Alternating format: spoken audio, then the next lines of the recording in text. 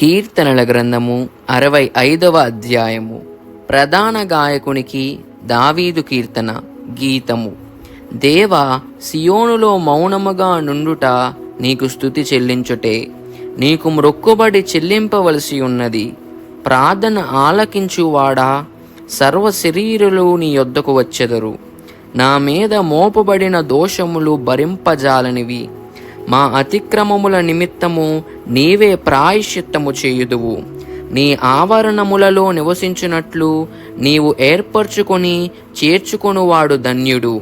నీ పరిశుద్ధాలయము చేత, నీ మందిరములోని మేలు చేత మేము తృప్తి పొందెదము.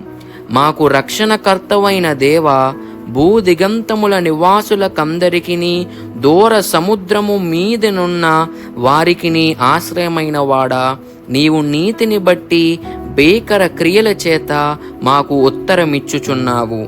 బలమునే నడికట్టుగా కట్టుకొనిన వాడై తన శక్తి చేత పర్వతములను స్థిరపరచువాడు ఆయనే. ఆయనే సముద్రముల ఘోషను, వాటి తరంగముల ఘోషను అణుచువాడు. జనముల అల్లరిని చల్లార్చువాడు. నీ సూచిక క్రియలను చూచి దిగంత నివాసులను భయపడుదురు.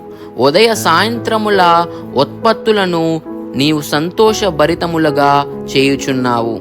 నీవు భూమిని దర్శించి దాని తడుపుచున్నావు. దానికి మహదైశ్వర్యము కలగజేయుచున్నావు. దేవుని నది నీళ్లతో నిండి ఉన్నది. నీవు భూమిని అట్లు సిద్ధపరిచిన తరువాత వారికి ధాన్యము దయచేయుచున్నావు. దాని దిక్కులను విస్తారమైన నీళ్లతో తడిపి దాని గనిమలను చదును చేయుచున్నావు. వాన జల్లుల చేత దానిని పదును చేయుచున్నావు. అది మొలకెత్తగా నీవు దానిని ఆశీర్వదించుచున్నావు. సంవత్సరమును నీ దయాకిరీటము ధరింపజేసి ఉన్నావు. నీ జాడలు సారము వెదజల్లుచున్నవి. అడవి బీడలు సారము చిలకరించుచున్నవి. కొండలు ఆనందమును నడికట్టుగా ధరించుకొని ఉన్నవి. పచ్చిక పట్లు మందలను వస్త్రము వలె ధరించి ఉన్నవి.